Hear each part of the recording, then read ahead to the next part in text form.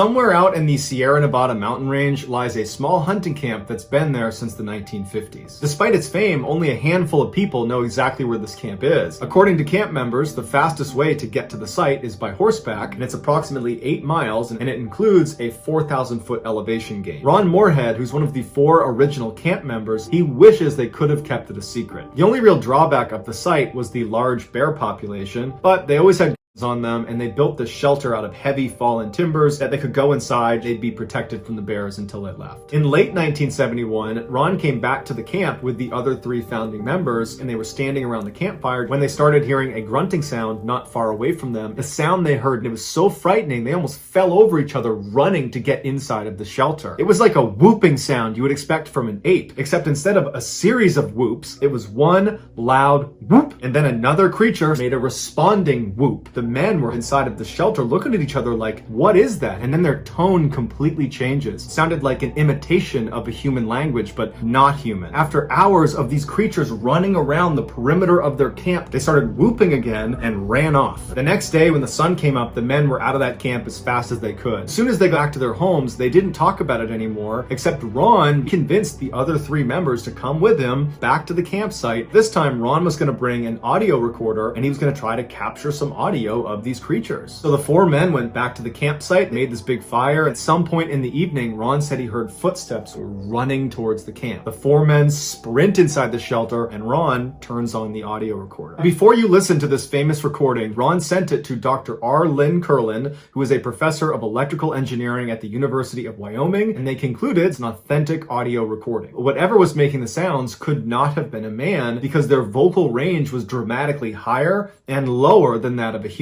The creature most likely was between 7'3" and 8 feet tall. A cryptolinguist expert named Scott Nelson also pointed out that it would have been nearly impossible in 1971 for Ron or any of the other hunters to dub the sound of their voices over the sounds that these creatures were making. Have a listen.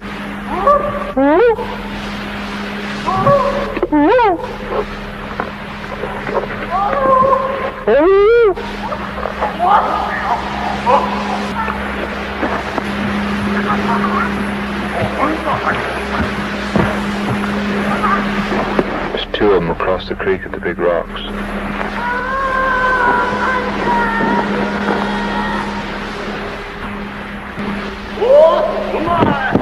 Right there, just seen moving right through there. Shortly after this recording was made, Ron stopped hunting at this camp. However, over the years, he has gone back several times because he's obsessed with trying to find out what's out in the forest. To this day, he still has no idea.